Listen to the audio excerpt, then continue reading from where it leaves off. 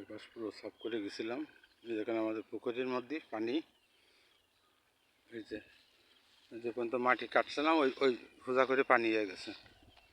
এই যে পুরো পানি আমবাগানে পানি হইলো, পানি মাথায় পুরোটা থেকে পরে ড্রেনগুলো সাফ করে পানিগুলো বার করে দিয়েছিলাম। ওগুলো সব বার করে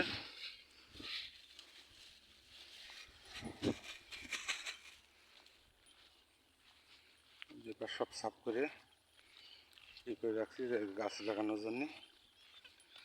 গাছগুলো দেখে সুন্দরভাবেই আছে কচু গাছগুলো।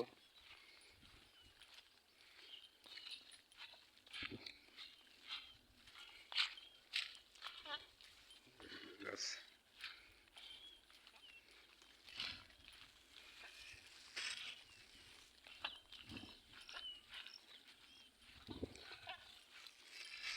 ড্রাগন বাগানের মধ্যে এই পাশটা পুরোটাই সাফ করিলাম। এই দেখেন পরিষ্কার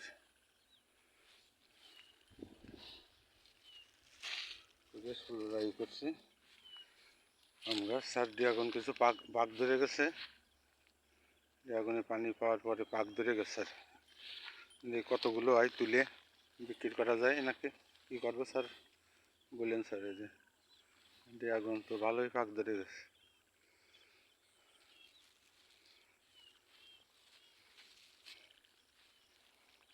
রাখেন,